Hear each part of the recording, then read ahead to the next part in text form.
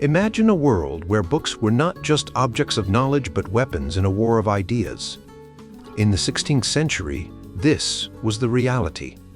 Robert Estienne, a renowned printer and scholar, was at the heart of this battle.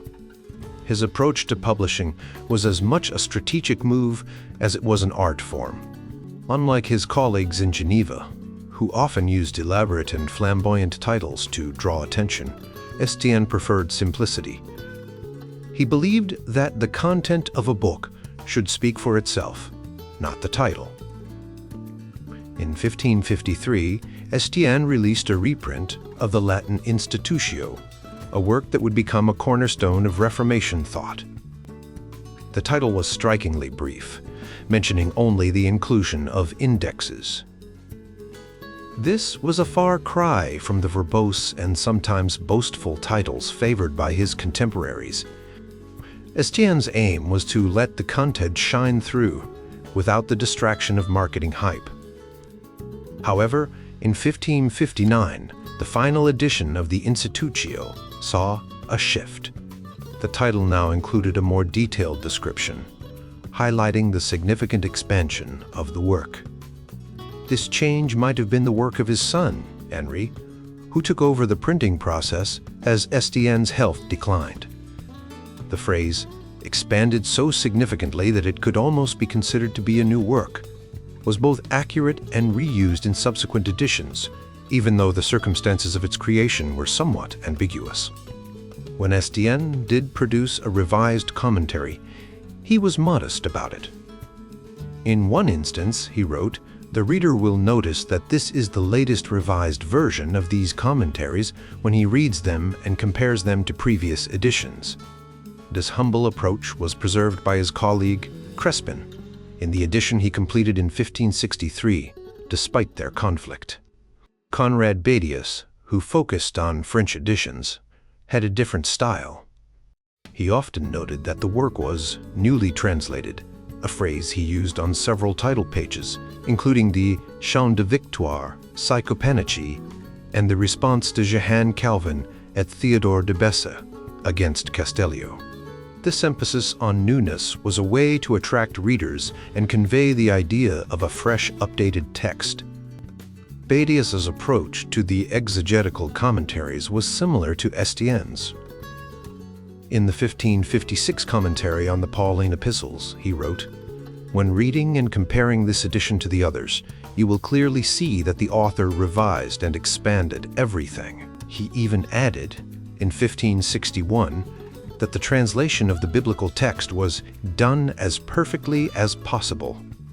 This attention to detail and the claim of perfection were copied in later editions, showing the influence of Badius' style. The commentaries on the Gospels and the Acts of the Apostles, printed in 1561, were described by Badius as diligently revised and almost newly translated, both the text and the commentary. This was a significant claim, and it was echoed in a Lyon edition of 1562. However, not everyone followed this approach. Jacques Bourgeois, for instance, removed the word newly and the final sentence. The work is expanded. New work in his 1561 edition, showing a more cautious stance. Estienne's son Henri and other printers like Sébastien Honorat in Lyon continued to use Badius's phrases, adding them to the title pages of their works. This consistency in marketing language helped to establish a standard for how these important texts were presented to the public. Calvin, the driving force behind much of this work, was not just a writer, but a master of communication. He worked hard to let his friends and supporters know about upcoming publications. In 1532, he organized the distribution of copies of his edition of Seneca's De Clementia to his friends, sending one to Philippe Laure and asking him to distribute others to various recipients in Bourges. Throughout his career, Calvin's correspondence was filled with references to books, both his own and those of others. In 1543, his friend Pelican in Zurich asked about Robert Estienne's exegetical publications. showing the widespread interest in these works. Calvin's network of correspondence included figures like Viret and Farel, who rarely thanked him for sending complimentary copies of books, but often shared their opinions on the content. When Calvin sent books, he relied on the same routes used by letter carriers. Books traveled from Geneva to Lausanne, and from Lausanne to Neuchâtel, ensuring that his works reached their intended audience. In 1554, Viret confirmed that he had received a pamphlet on the Trinity against Servetus, and promised to send a copy to Farel. This system, while generally reliable, sometimes failed, as Farel discovered in 1557 when he couldn't find a copy of the Ultima Admonitio against Westphal. Calvin's efforts to spread his work were not limited to his close friends. In 1558, he distributed 100 copies of the Excuse de Jacques de Bourgogne in France, aiming to reach a wide audience. He sent copies to key figures, including Madame de Ferrare, ensuring that the message was heard. Martin Bucer, a mentor to Calvin since 1538, likely received complimentary copies of Calvin's works regularly. The only documented instance is the 1549 Interam Adultero Germanum, but it's probable that Bucer received many more. Calvin's Greek teacher, Melchior Wolmar, also received several complimentary copies, including the first edition of the Institutio, which is now in Freiburg am Breisgau. Heinrich Bullinger, a close colleague and pastor in Zurich, received numerous books from Calvin. Their first meeting in Basel in 1536 marked the beginning of a long and fruitful relationship.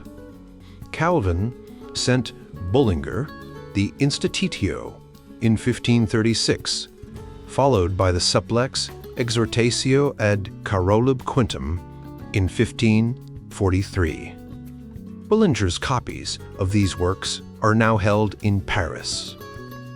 In 1548, Bullinger requested more books from Geneva, and Calvin responded by sending the Commentary in Quatuor Pauli Epistolas and the Commentary in Secundam Epistolum ad Corinthios. The delay in sending these works was often due to the infrequency of reliable messengers and the high cost of transport.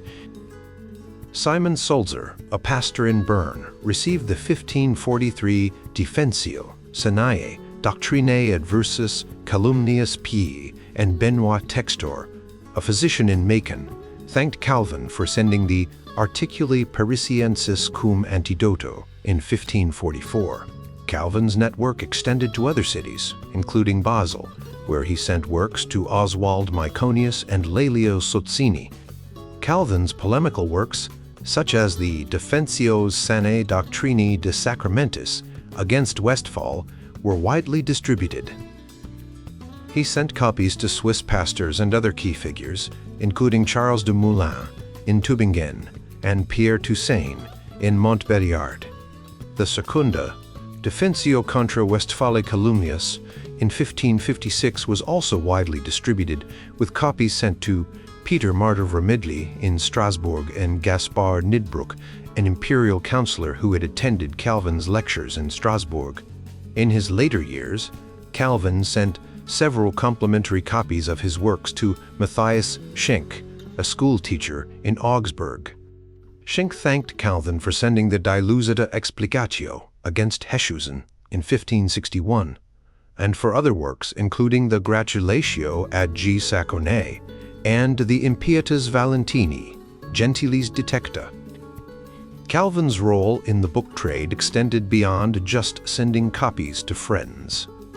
He often acted as a go-between for other publishers and buyers. In 1561, he helped Ambrosius Blauer by arranging for Genevan paper to be sent to Winterthur and Constance. His involvement in the book trade was a reflection of his broader mission to spread Reformation ideas. From the early days of his career, Calvin understood the importance of marketing and distribution. In 1532, he asked professors in Paris, Bourges, and Orleans to lecture on his De Clementia to encourage student purchases. He even made a deal with an Orleans bookseller, Philippe Laure, to have copies printed with Laure's name on the title page, ensuring a wider reach. This chapter is just the beginning of the story of how books were used as tools in the Reformation, a story of strategy networks and the power of the printed word. In 1539, John Calvin found himself in Strasbourg, a city where he had taken refuge. During this time, he formed a close friendship with Michel Dubois, a bookseller who had settled in Geneva in 1537 and later became a printer in 1540. Calvin hoped that Dubois could help him sell his new book, The Institutes of the Christian Religion, and his commentary on the Epistle to the Romans. Calvin provided Dubois with a stock of copies, but Dubois turned out to be a poor businessman. By April 1539, Calvin had to remind Dubois about the debts he owed. Dubois replied in December, complaining that the institutes were difficult to sell and that he had too many unsold copies. Calvin suggested that Dubois send 100 copies of the institutes to Neuchâtel to avoid returning them to Reichel, a printer in Strasbourg. Calvin wrote to his friend, William Farel, saying that if the books were sent from Geneva, they would need to find someone else to take them. A report in July 1540 showed that Dubois had sent many books to Neuchâtel, including 67 copies of the Institutes and 182 copies of the Commentary on Romans. Dubois also sent other commentaries by Capito, Bucer, and Oecolampadius. Despite these efforts, the books were still not selling well. Calvin still wanted to help Reichel and asked Farel to try to sell the stock. Calvin set a price of 10 bats, or at least 9, and if the order was large, Farel could go as low as 8 bats. This was a steep price, even considering transportation costs. In September, Farel received the books and opened them with Maturin Cordier. Farel managed to sell a few copies of the Institutes in a Lausanne bookshop, but was unsure what to do with the rest. In October 1540, Calvin arranged to have 16 copies sent back to Strasbourg. In July 1541, Calvin asked Weyrer, who was in Geneva, to collect 48 florins owed to Reichel. It was likely that Michel Dubois was the debtor, and he left Geneva at the end of 1541, probably due to bankruptcy. Calvin's friend, Christophe Fabry, was in Thonon and asked Calvin for a copy of the Institutes and the Commentary on Romans. Fabry even suggested a route: Strasbourg to Basel to Neuchâtel to Thonon, and offered to pay for the books. Calvin couldn't comply because he couldn't find a good courier, explaining that the transport costs would be almost as much as the value of the books. Calvin suggested that Fabry buy the books from Michel Dubois instead. When Calvin returned to Geneva, he continued to manage book sales. When Weyrer arrived in Geneva and found several of Calvin's works in Calvin's home, he took a few copies of the Catechism and the Psychopanegyia, since he saw that Calvin had many copies. In 1549, Calvin acted as a go-between in 2 book deals. A school teacher named Conrad Curiol in Berthoud placed an order for 200 copies of Calvin's work against the Augsburg interim. The bookseller in Zurich promised to pay as soon as possible. The other deal was more complex and involved an order from Italy.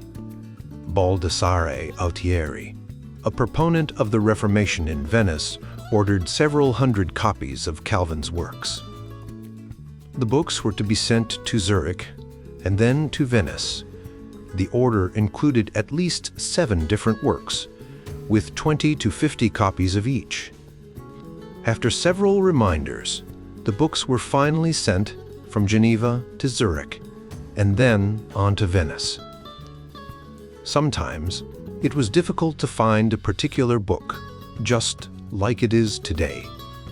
In 1548, Bullinger and Zurich couldn't find Calvin's commentaries that had been published earlier that year.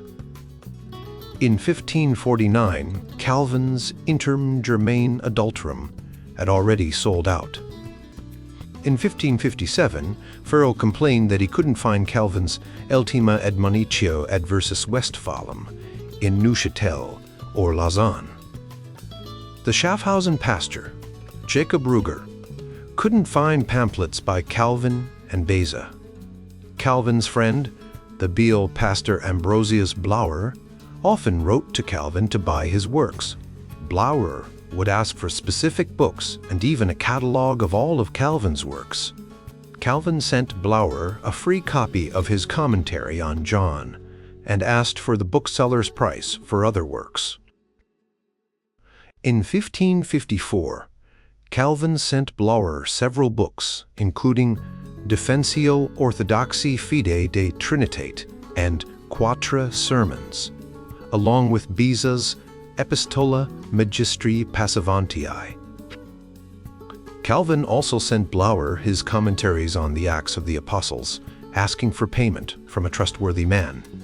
Blauer's silence about the Secunda Defensio contra Westphalum suggested that the book had not reached him, so Calvin sent another copy at Blauer's expense. Calvin was careful not to burden Blauer with too many expenses, and even refrained from sending a book on martyrs to avoid extra costs. In 1556, Blauer promised to pay the printer in full for the first sheets of Calvin's commentary on the Psalms. In 1557, Blauer asked for the rest of the Psalms commentary and Calvin's lectures on Hosea. Blauer also asked Calvin to tell him about any new works that were worth reading. In 1558, Blauer thanked Calvin for the works he had sent and asked for more, including commentaries on Isaiah and another copy on Hosea. Blauer was buying books not just for himself, but for others in Biel. In 1561, Blauer asked for Calvin's treatise against Hesiod and noted that he had received the commentaries on Isaiah and the Acts of the Apostles, but not the lectures on the minor prophets. Other people also ordered books from Calvin. Conrad Badius from Lyon ordered the 1551 commentary on Isaiah and promised to pay for the book and the transport costs. Christoph Peipernis asked Calvin to send his commentary on the Synoptic Gospels, wrapped well to protect it during travel. Simon Sulzer from Basel worried about the cost of two commentaries he had probably already received, one on the Psalms and one on the minor prophets. Jacob Ruger from Schaffhausen asked merchants passing through Geneva to buy several pamphlets by Calvin and Beza, but he wanted Calvin or Beza to oversee the purchases. François Daniel, the son of one of Calvin's former classmates, ordered 2 copies of the Institutes from Calvin, knowing that they were sold by Antoine Calvin. John Schick, who was in Padua, complained about not being able to find good books. He asked Calvin to send him a small Estienne Bible with notes and other works on the prophets, but only if he knew where to deposit the money in Venice. Booksellers' travels were also important for the reformers. The Frankfurt Fair was a key event for finding out about recent publications and for transmitting letters, books, and news. Weyert wrote to Farel in 1543 that he would wait for more accurate news about books after the Frankfurt Fair. In 1556, Calvin expected the Frankfurt Fair to bring many books by the Saxons, and he planned to discuss them with Weyert. In 1536, Calvin wrote to his friend François Daniel, explaining his silence and mentioning the Lyon Fair, which was a convenient time to send letters. Calvin also used the services of other printers and booksellers like Kraft Muller, who served as a messenger between Strasbourg and other cities. In 1541, Calvin was aware of Etienne Dolet's Psalter project and was in contact with Jean Frelom, who helped with fund transfers and exchanged letters with Calvin. Marcellin Beringen, a printer in Lyon, also received and transferred letters for Calvin. The Lion fairs were as important for Geneva as the Frankfurt fairs. Calvin used the services of Christoph Froschauer in Zurich to sell the Acta Synodi Tridentinae in Frankfurt. After 1550, Frankfurt became a crucial hub for international communication. Calvin used this network to send books to Poland and other places. In 1554, a Württemberg pastor suggested that Calvin send a book to Frankfurt with his merchants, where the pastor's contacts would bring the book back to him. This network of booksellers and fairs played a crucial role in spreading Calvin's works and maintaining communication among the reformers. Calvin was no stranger to the world of printing and bookselling. He understood the ins and outs of a print shop, from typesetting and layout to proofreading and the usual workload. But more than that, he knew the challenges publishers faced. They needed money to produce, promote, and sell books. The fairs, especially the one in Frankfurt, were perfect for launching new works. Calvin adjusted his writing schedule to match the needs of booksellers. If he had a short tract to write, he waited until the next fair was coming up. If he needed to write a dedication, he waited until the book was off the presses. When he was in his early 20s, Calvin first worked with a printing house and even paid for the printing of his first book. However, by the mid-1540s, he started handing over some of the oversight of his publications to his friends in the bookselling business. He no longer proofread his books, but he didn't completely ignore the industry. He remained interested in what happened to his works and often responded to requests from his correspondents by using Genevan printers as intermediaries. Letters and documents from the time show that communication wasn't always reliable. For example, the Genevan bookseller Jacques d'Herbely traveled to Regensburg in 1557, carrying letters from the Regensburg pastor Martin Schalling. When Calvin began writing to d'Herbely, he suggested using the printer Operinus as a courier between Geneva and Vienna. Similarly, Valentin Pacius was encouraged to send his letters from Leipzig to Strasbourg, which would then forward them to Geneva. The risks of letters and packages going missing were real. Calvin's manuscript copy of his commentary on 2 Corinthians was lost, and in late November 1557, Francois Hotman wrote to Calvin about a missing earlier letter. Hotman asked Calvin to investigate the man who had been carrying the mail. This man was a printing worker who had worked for Rahel in Strasbourg and was now employed by Crespin in Geneva. Hotman had already questioned Rahel's proofreader, who gave a good report about the worker's skills. So, Hotman asked Calvin to look into the matter in Geneva. Calvin's involvement with the printing world was deep and long-lasting. He knew the importance of the fairs, the constraints of publishing, and the value of reliable couriers. Even as he aged, he continued to show a high level of interest in the distribution and sale of his works. His correspondents often asked him for copies of his books, and he readily used the Genevan printers to help with these requests. Despite the occasional setbacks and the challenges of the time, Calvin's relationship with the printing and bookselling world remained strong and influential. Imagine a city where books and ideas were as important as the air people breathed. In Geneva, during the time of John Calvin, books were a big deal. But with great books came a need to control what was being printed. This is where censorship comes in. It's like when your parents check what you watch on TV to make sure it's okay. In Geneva, Calvin and the city leaders did something similar with books. At first, there were no rules about what books could be printed. But in 1539, a printer named Girard got into trouble for printing a book that criticized the church leaders. The city leaders called the council, decided to do something about it. They made a rule that no book could be printed without the council's permission. This was like getting a special pass to print a book.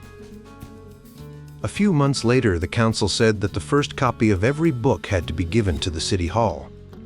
They did this to make sure that no one was printing books that could hurt the church or the city. In 1540, they made the rules even stricter. If a book got permission to be printed, a signed copy of the manuscript had to be given to the council before it was printed, and a printed copy had to be given after it was done. The council often asked the pastors, who were like the church leaders, to look at religious books before they were printed. This became a formal rule in 1559. The pastors had to check the books to make sure they were okay. They even had to sign the books to show they approved. This was a big deal because books printed in Geneva were read all over the place, and the pastors wanted to make sure they were good. Even though there were rules, things weren't always perfect. The council kept records of when people asked for permission to print books. But a lot of books that were printed never showed up in these records.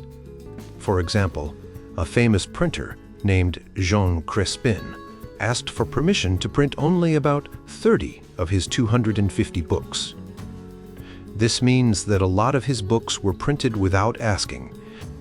Sometimes, the council gave permission without writing it down.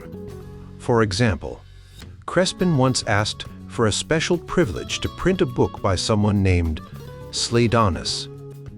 The council said it was okay because they had already given permission, even though it wasn't written down. There were also times when books were printed without permission. The printers usually got in trouble for this, but sometimes the authors were famous, and the printers took the risk. Censorship in Geneva wasn't just about stopping bad books. It was also about making sure that good books could spread the right ideas. The council and the pastors worked together to control what was printed, but it wasn't always easy. Sometimes the rules were broken, and sometimes the rules weren't clear. Jean Girard's case in 1550 was quite serious. He printed a book that the council had explicitly banned. The book, written by Benoit Textor, Calvin's physician, was titled Le Testament et la mort de la femme de Pierre Viret. According to a contemporary, the book described the celestial visions experienced by Viret's wife before her death. She saw the heavens open and chairs prepared for Pharaoh and her husband.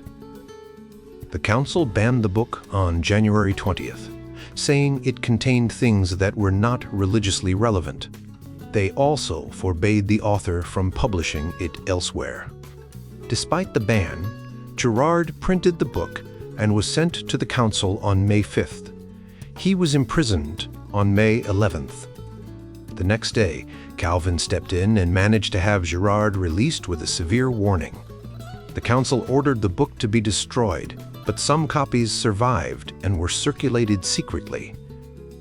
Viret, who might have been behind the book, had to appear before the council to clear his name. This incident was part of the ongoing conflict between Calvin and his political opponents. In 1554, Theodore Beza and Guillaume Géroult had a heated argument over their translations of the Psalms. Géroult published a small poem attacking Beza, and Beza quickly responded with his own poem, To the Jealous Donkey. Both works had general printing permissions, but the insulting poems were not submitted to the council. Both printers were threatened with jail, but ended up just being reprimanded. In 1556, Antoine Cercia brought 2 printed works to the council and asked for permission to print them. The council seemed to accept his request. A week later, Simon du Bosq boldly asked for a privilege to print a work that he had already printed without permission. The council simply ordered that the work be examined as usual. A few days later, du Bosq asked for the privilege again. He was turned down, but received printing permission without further complaints. In 1559, Beza brought 2 books to the council that he had printed without permission. He claimed it was because of the urgency of the Frankfurt Fair. The council accepted his excuse this time around. Smaller printers faced harsher penalties. In 1558, Zachary Durand was jailed for 3 days for printing Anthéthèse des Stiomes contre les Pep without permission. His unsold stock was destroyed. In July 1559, Jacques Bourgeois spent a day in jail for printing placards written by a new physician in Geneva without permission. In May 1563, Vincent Bresse was charged for selling an ABC book with theological errors. He admitted to lying about the book's authors and confessed he hadn't asked permission to print it. He was excommunicated and threatened with being sent to the council. Many printers ignored the rule of asking for permission before printing. For example, the first edition of Crespin's Martyrology was already in press by April 1554. By July, a Strasbourg correspondent had received over half of the printed sheets. Crespin only appeared before the council on August 14th to request permission. He received it a week later, but with the condition to remove the words martyrs and saints from the text. Crespin printed a new preliminary booklet with a different title, but continued to sell the original Livres des Martyrs, far from Geneva. Badius' case in 1560 was different. He requested permission for his Satyrs de la Cuisine du Pape, just as the council learned it was already in print. Despite his explanation, the council condemned him to 3 days in jail for showing disregard and disobedience.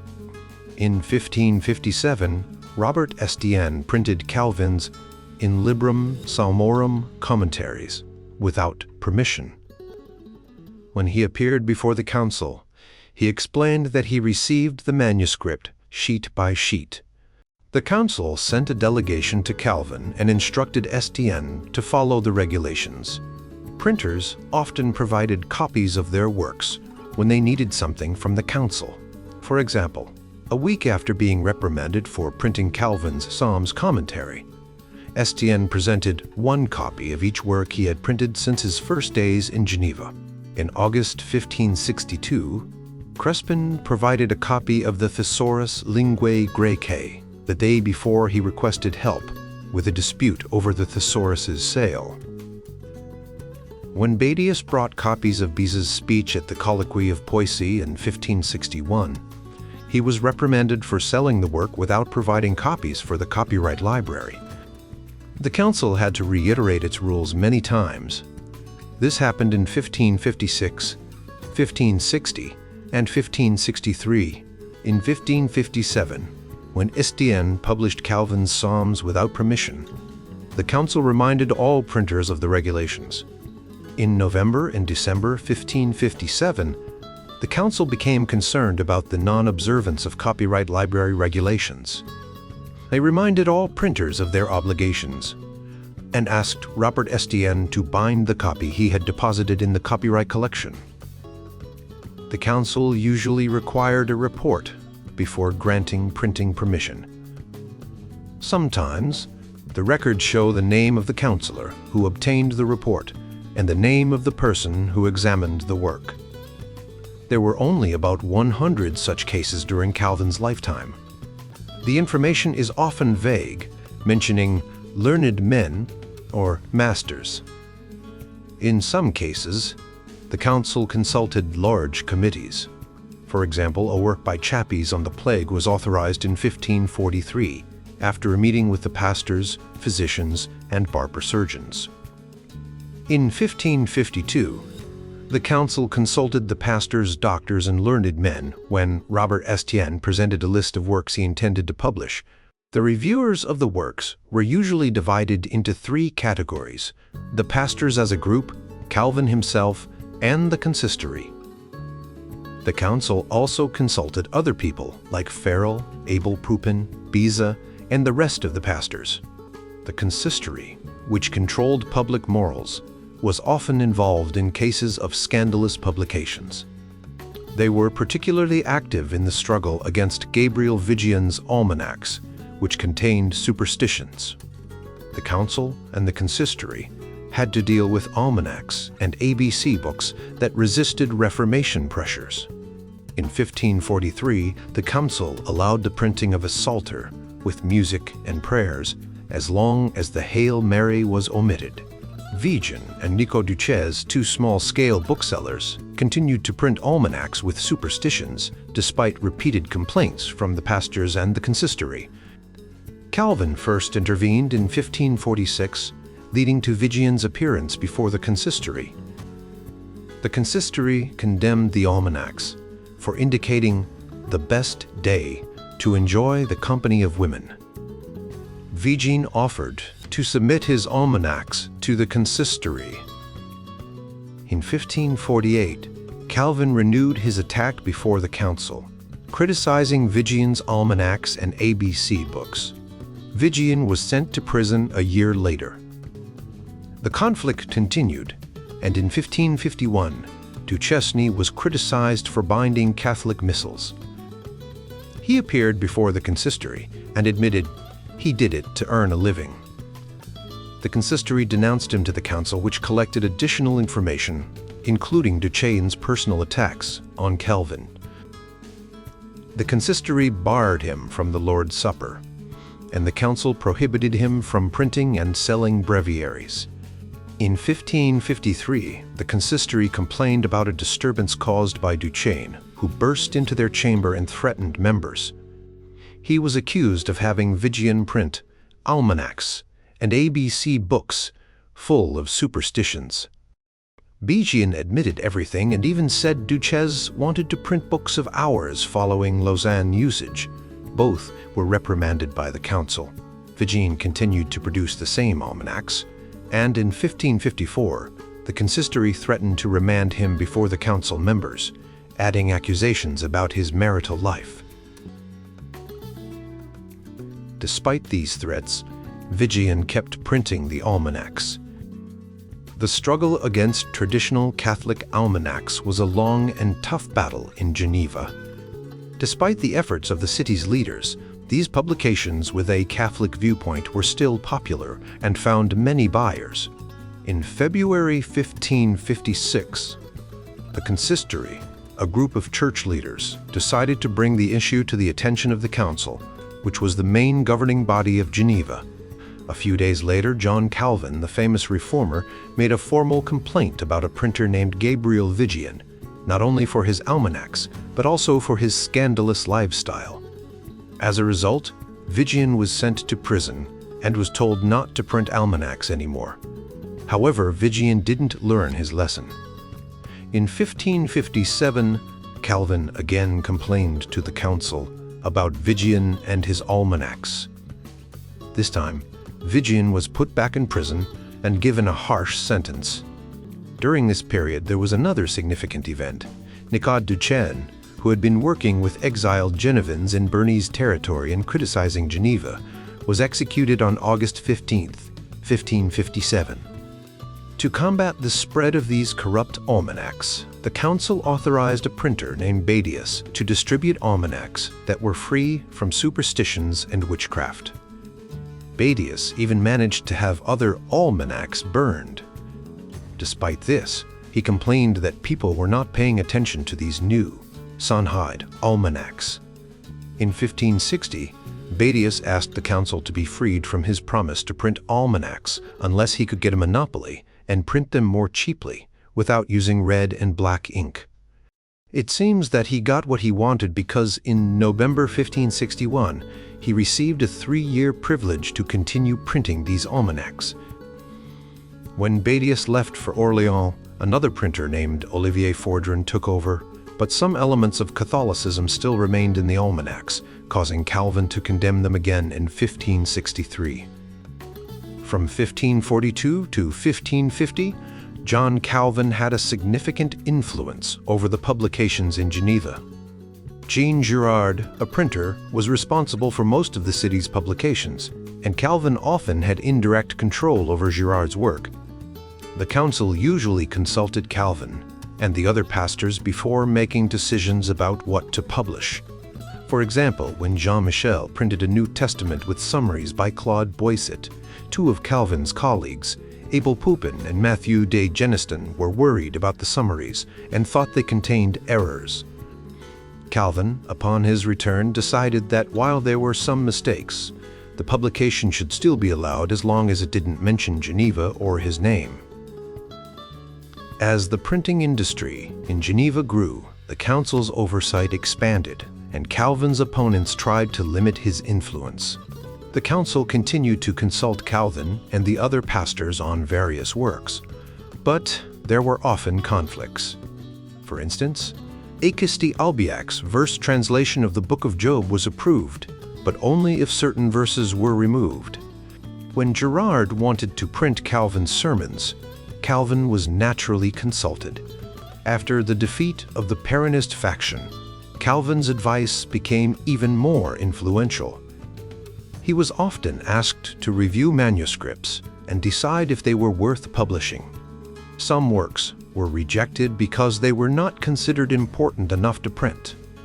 By 1559, the council established a system where 2 or 3 ministers would examine each work, though this rule was not always followed. In 1560, the council created 3 positions for overseers of the printing industry. Théodore Beza, François Chevalier, and Jean Boude were appointed to these roles.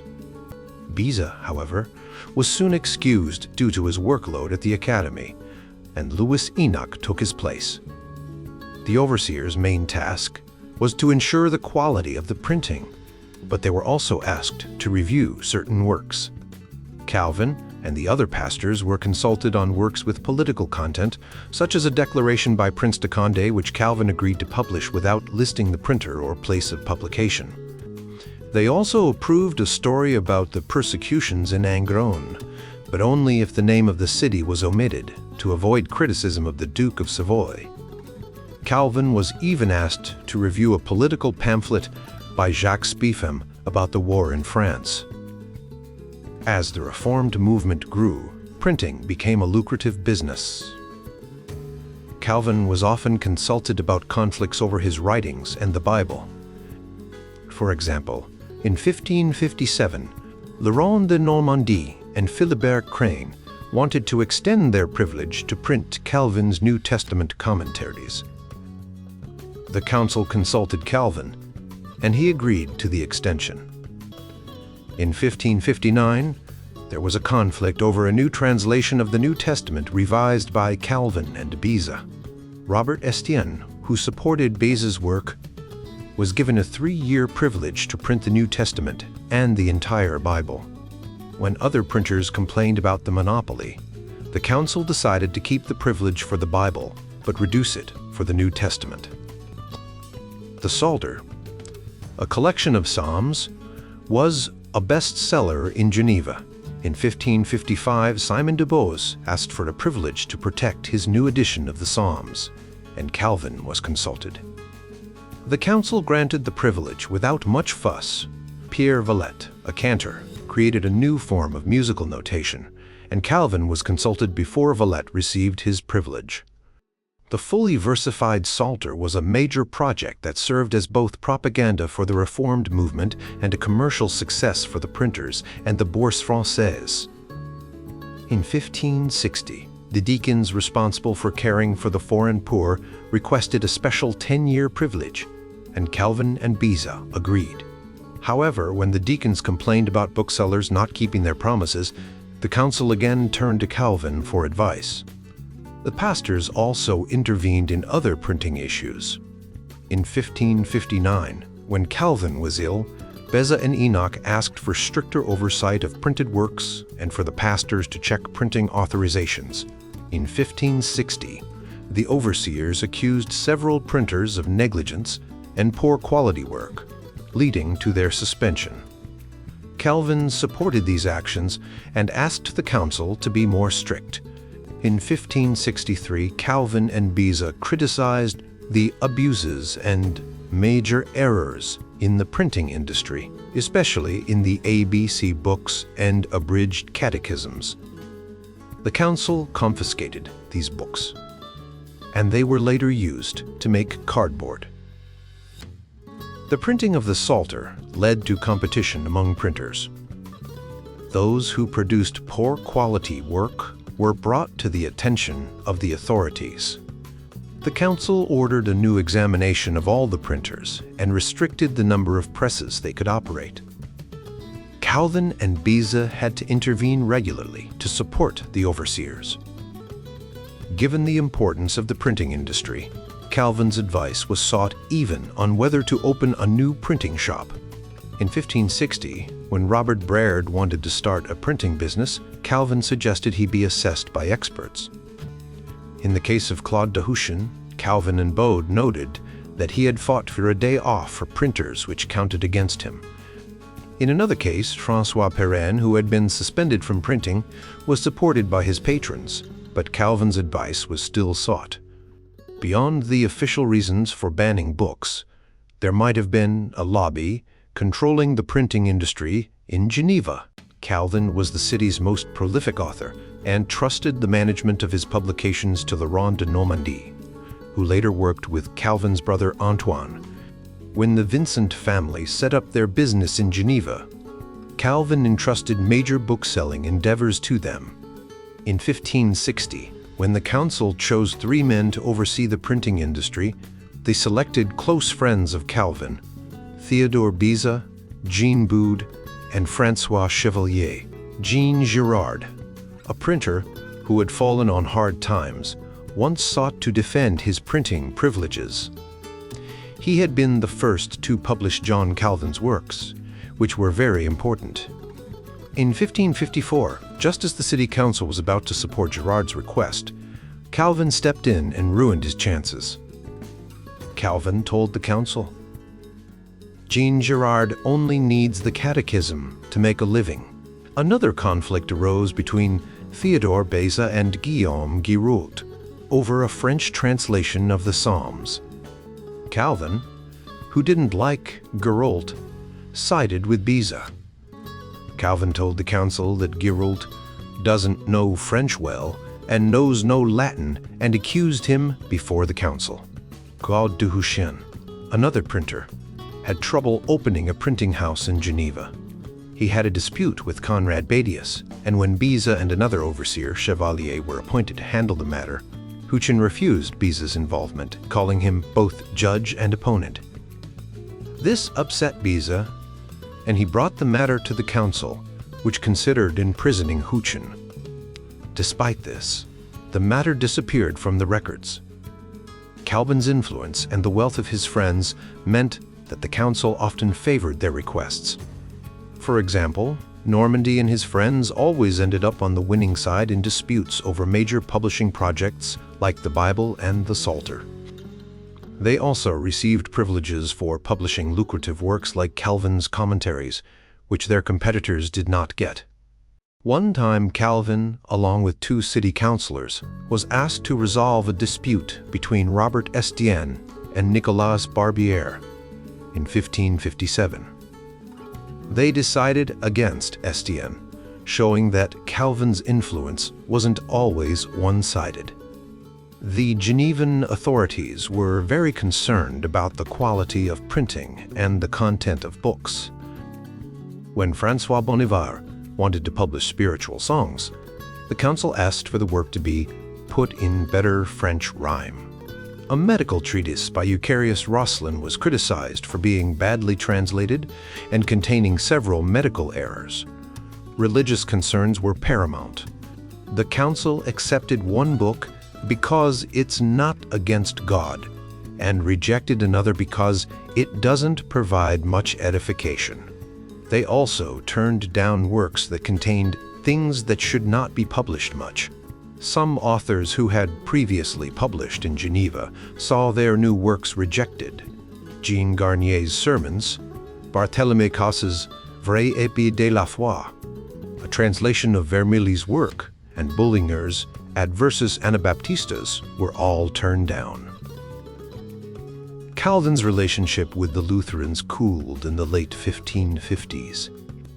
A French translation of the Augsburg Confession was rejected in 1558, and a reprint of Melanchthon's Loci Communes was refused in 1559. A book by Brenz was also rejected because he writes badly and is a sacramentarian. The council allowed the publication of the first volume of the Magdeburg Centuries, but only if it excluded Lutheran doctrine. Polemical works, especially anti-Catholic ones, were often rejected. Thibaut Jourdain's Pot aux roses de fa prestrial paptus was sent elsewhere to be printed, and Zachary Durant's Antithèse de Speums contre le Pape was banned because it yielded to mockery and satire. Louis Enoch was asked to make corrections to his 1560 work. Le vrai histoire contenait l'unique jugement contre Andebourg to ensure its accuracy. Church politics also influenced rejections. Jan Utenhoven's Simplex Narratio about the Flemish Church of London was rejected to avoid controversy with the Lutherans. However, the manuscript was later published in Basel, and parts of it were used by Beza and Crespin in their works. Jean Rivry's request to publish a running commentary on the Gospels was denied because it contained excerpts from Calvin and Beza's commentaries. The council feared that readers would prefer the shorter work over the longer ones by Calvin and Beza. Genevan self-censorship meant that few foreign books were banned. Most seizures involved individual copies, and they were infrequent. For example, a man named Don Guerre was reminded to destroy his wife's Anabaptist books, and a book against Christians published in Normandy was banned. The consistory also condemned the Golden Legend, and a work by Castellio, Conseil à la France désolée, which caused significant concern. Before 1550, the council was cautious about Calvin's works. When two citizens and a printer wanted to reprint Calvin's letter to Sadoleto, the council consulted the pastors and eventually allowed it. In 1548, the council was uneasy about Calvin's attack on Charles V's interim, fearing the emperor's reaction. Calvin's letter was eventually published after a lively discussion. During the period of major conflict from 1551 to 1554, the council often consulted Calvin and the pastors, but also involved Calvin's opponents, like Jean Trolliet and Louis Belgiquet. Despite this, Calvin's De Scandalus was approved without examination in 1550, showing that the council sometimes trusted him completely. The story of John Calvin's battles with the Genevan Council over censorship and publishing shows how the balance of power between religious and civil authorities was a tricky dance. In the early days, the council kept a tight grip on what could be printed, even by the influential Calvin. When Calvin wanted to publish his responses to critics, he had to go through a lengthy process of approval where his works were examined for any offensive content. This led to some tense moments, with Calvin even threatening to stop publishing in Geneva if the council didn't back off. However, things changed after 1555 when Calvin's supporters won political control. From then on, his requests to print his works were often granted without much scrutiny. This shift showed that while the council didn't become a mere puppet of the church, Calvin's strong personality and the backing of his political allies gave him significant influence. But Calvin's reach wasn't limited to Geneva. He tried to control the publication of books in other Protestant cities too. When critics of his ideas tried to publish their works in places like Frankfurt or Basel, Calvin and his friends used their connections to stop or delay these publications. For example, they managed to have Michael Servetus' controversial book destroyed before it could spread, and they also prevented Joachim Westphal from using Frankfurt's presses to attack Calvin. Despite Calvin's efforts, he couldn't control everything. The city of Basel, in particular, remained a thorn in his side, with many anti-Calvinist works being printed there. This frustration highlights the limits of Calvin's power outside of Geneva Catholic censorship was another major challenge. The French-speaking reformers, including Calvin, had to find clever ways to get their books into France. Printers used small fonts and misleading publication details to make it harder for the authorities to catch them. Books were smuggled in by brave peddlers who risked severe punishment if caught.